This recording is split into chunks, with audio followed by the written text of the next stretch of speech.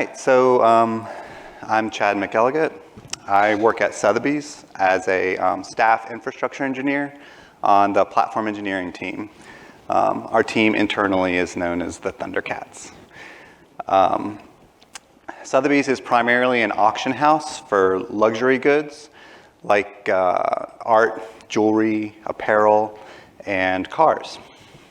And we have about 2,000 employees globally and did about $8 billion in sales in 2022. We have about 70 engineers across many work streams, and there are 4 of us on my platform engineering team. I've been at Sotheby's for about a year and a half, and I'm super excited to share with you all today what I've learned about how platform engineering works. So as a former product engineer, being a platform engineer at Sotheby's has been a great opportunity for me to stretch my skills.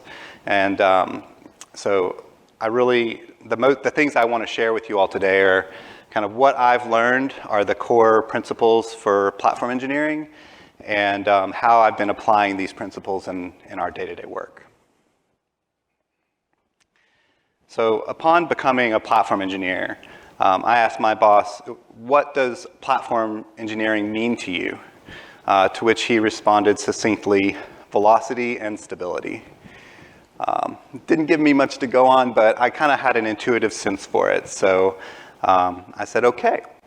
And then over the course of the past year and a half, I've come back to this explanation over and over again and have found there's quite a lot of depth to these words. So now a year later, as I think about what platform engineering means to me, this is what I come up with.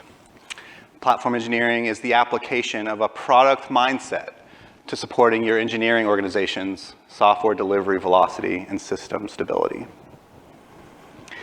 So it's not as catchy, but I think bringing a product mindset into this definition is critical to doing our job well.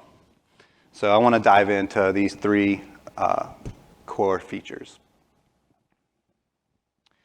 So velocity and stability describe the core of what a platform engineering team should be driving at. Velocity represents how fast we can provide a solution to meet our customers' needs from idea to delivery. Many aspects of the software development lifecycle can be adjusted to improve velocity, such as the project management or agile practices, your local development environment, your technology choices, review processes, the deployment pipeline, or, sky's the limit. Many subdisciplines of platform engineering kind of focus on this velocity aspect of platform, such as build engineering, DevOps, developer experience, and Justin, developer productivity. System stability, on the other hand, represents the work required to provide a consistent experience to our customers. This is mostly affected by our operational practices, but it also is affected by cultural practices such as learning from incidents and our incident response processes. A common subdiscipline of platform engineering that specializes in stability is infrastructure engineering, but you can also, qualify the security practices within DevSecOps and the site reliability focus on reliability under the stability banner of platform. So you may recognize these key metrics here as the DORA 4 key metrics. The DORA State of DevOps report teaches us year after year the importance of combining both velocity and stability to create a high-performing software delivery organization.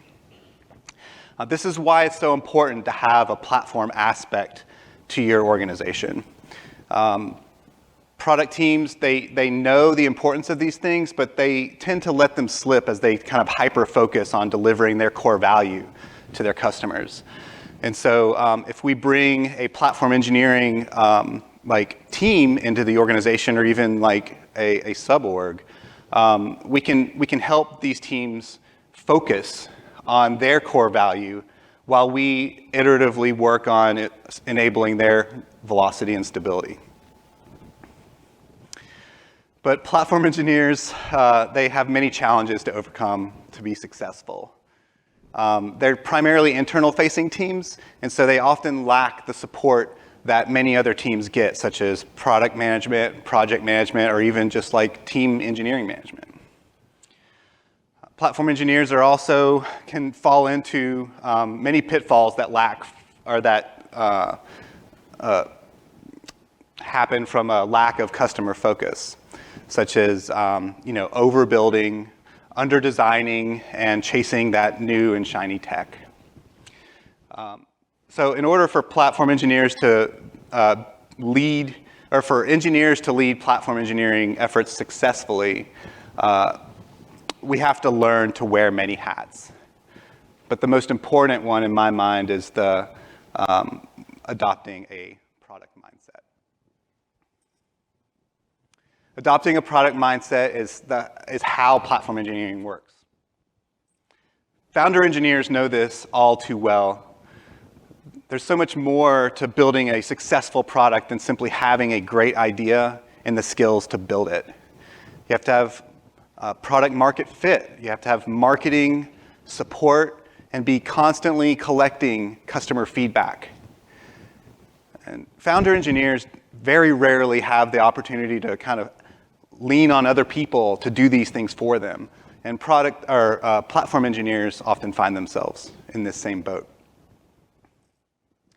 Much of the buzz around platform engineering these days has been around like platform as a product, as if we're going to be building something akin to an internal version of Heroku.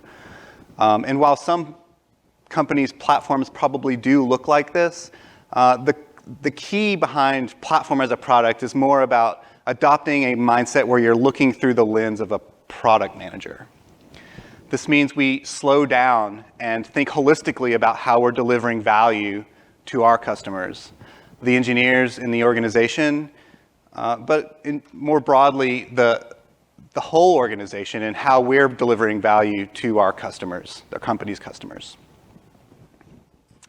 My team has been living with this charter of velocity and stability, as well as understanding that we need to adopt this product mindset to be successful. And so for the rest of the talk, I want to kind of go over some core characteristics of what it means to adopt a product mindset and how we're bringing that into our work. So the first thing and the most important thing that I've learned is that we really need to be setting our goals on outcomes. This mantra, outcomes over output, is something we've learned from the lean product management world that helps us to set meaningful goals. We definitely do need outputs, of course, but we need to make sure that we're not setting goals on the activity of creating outputs. Otherwise, we might end up in this productivity theater where we are doing a lot of work, but maybe aren't achieving meaningful goals. At Sotheby's, my team is working on embodying this outcome-based goal setting through 3 core iterative processes: our yearly OKR process, our quarterly planning process, and our story kickoff meetings.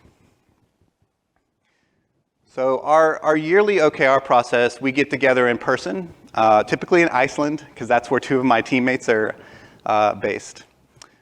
I know you feel sorry for me. It's okay. Yeah. During this week, we spend time revisiting our team charter, reflecting on our last year's work, and building a vision for what outcomes we want to accomplish as a team and where we want to see our engineering organization move this coming year. Because our goals are outcome-oriented, it gives us the freedom to be creative in how we achieve these goals. Building them as a team draws from everyone and aligns us around our path forward. This engagement results in happier engineers and better outcomes for everybody. Our quarterly planning process is similar. We do retrospective of the past quarter, which leads to some brainstorming sessions, which ultimately pushes us to a final prioritization exercise resulting in projects being added to our roadmap. During our collaboration sessions, we examine the feedback that we've received over the past quarter and make sure that the goals that we had previously set for the year still make sense given what we know now. The result of our quarterly planning is our planned initiatives for the coming quarter. And finally, our story kickoff process is how we stay aligned around the work that we're about to jump into as a team. During this meeting, we talk about what's in scope and what's out of scope, and we elect a leader for the project that we call a delivery lead. This person is in charge of keeping the whole group that's working on this project on task and making sure we're moving towards the goal that we're working towards. So these three core iterative processes help us to self-organize around our work. They keep us focused and making sure that we're moving towards our desired outcomes, while continuously inspecting and adapting and checking to make sure that we're both moving towards our goals and achieving them. But this outcome-based goal setting drives the importance of the next major topic that I wanted to talk about, which is truly knowing your customer. So as engineers, with engineers as our customers, it's really easy to think that you know what they need. But in fact, product engineers probably have a lot different problems and challenges than a platform engineer because we're doing different classes of work. To stay connected to their real needs, we need to acknowledge this gap and work to bridge it. So at Sotheby's, we're using three main strategies to keep a finger on the pulse of the engineers. We provide engineers direct support, we collaborate with them closely through short-term consulting engagements, and we run a biannual survey. So platform engineers, especially at a smaller or engineering organization like ours, tend to be some of the more senior engineers in the company because they need to be able to understand what everybody's doing and provide solutions that meet all of their needs. This means that we also often get pinged for questions about things within our area of expertise, like cloud infrastructure, databases, AWS-related stuff, but also like the tooling that we provide to them, such as Kubernetes, Terraform, and GitHub Actions. For this, we provide a Slack channel. We also have an SLA around this Slack channel that provides a guarantee that we'll get back with them within one business day. This direct, low-friction, SLA-based approach to support helps the engineers feel like they're being cared for and that they can get unblocked quickly. This is also a public channel, so engineers can help one another if they see questions that they know the answers to, which is nice for like a kind of a culture building and collaborative community type thing. This is also a really important way that we stay in touch with the day-to-day frictions that engineers are experiencing, and we roll our findings from common problems back into our planning process. But providing that asynchronous support only gets us so far. And sometimes engineers need a more white glove approach to support. And so at times we do these collaborative consulting engagements with them. And in this specific case, we joined two different teams. So 2 engineers from my team went to one team and 2 went to another. But both kind of subgroups were helping their teams build out service level objectives. So through active pair and mob programming, we were able to explore implementation strategies together, which helped to share our mental model of service level objectives with our host team. We also directly helped them implement SLIs. Datadog dashboards, and even new platform services to ingest SLI telemetry from our front-end applications. This collaborative way of working strengthened the bonds between our teams, building trust and mutual understanding. But it had a benefit for our team too. It gave us a chance to look at the day-to-day life of a product engineer and respect the challenges that they were experiencing. We discovered they were having issues debugging their code in their IDEs, as well as just doing simple tasks like clicking into implementations of their framework code, which is something that we tend to rely on to be able to understand what we're working with. We also found that they were having trouble testing gRPC endpoints. And so we took these learnings and actually decided to implement them during our planned work time. For the gRPC testing problems, we actually implemented gRPC reflection in all of our services, Golang and Scala primarily. And for the IDE problems, we're planning to actually document kind of like a happy path for setting up certain more popular IDEs within the organization so that they can have a clear build, test, debug flow. So with both of these low-touch and high-touch activities, it gives us an opportunity to see firsthand what kinds of support engineers are needing within our organization. But there's still a gap in our understanding of the engineers' needs. What about the people that are not actively asking for help? You could say they're like the silent majority. This is where running an engineering survey can be really helpful. So we ran our first engineering survey this spring to get a better understanding of some high-level cultural aspects of working at Sotheby's as a software engineer. We decided to use Qualtrics for this, but you could easily just use Google Forms or Microsoft Forms. One of the hardest things about doing surveys is just knowing what questions to ask and how to ask them. We really heavily leaned on the work of the Space Framework paper, as well as the DORA the DORA capabilities model, and read through books like Accelerate by Nicole Forsgren and her collaborators, and the book Drive by Dan Pink. Given all of this understanding, we were able to build a representative survey to understand like where we stood among what we thought of as a high-performing engineering organization. And through our survey, we actually learned that engineers were really struggling with the management of infrastructure, which we've now rolled into our third quarter work for this year. So through surveying, white glove consulting, and collaborating with engineers day-to-day in Slack, we can piece together a relatively comprehensive view of what engineers need from us. And this is where we get to have a little bit of fun. This is where we get to actually invent things on their behalf.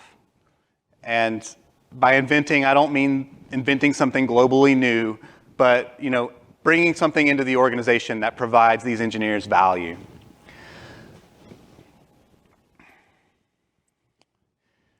This is actually where you'll get to apply most of your creative and technical chops to bring value into your organization.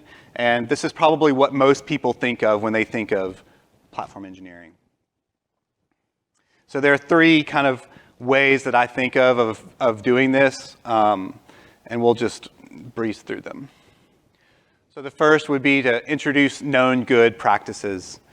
This is either something that you have worked with in the past, in your past work, or something from the wider tech community that is just kind of a known solved problem that the engineering organization just hasn't taken advantage of yet. In our case, we recognized a gap where senior engineers were wanting to collaborate on some of their more tricky technical decisions that they needed to make, but they didn't have a great way of doing that collaboration. And so we introduced the request for comments process, but I didn't invent request for comments process. I didn't even invent this template. This template was actually based on the excellent work of Phil Calcado from his work at Meetup that he shared on his blog. So through our learnings as being an engineer, we can bring these good ideas and spread them into our organizations, which, good ideas should be spread.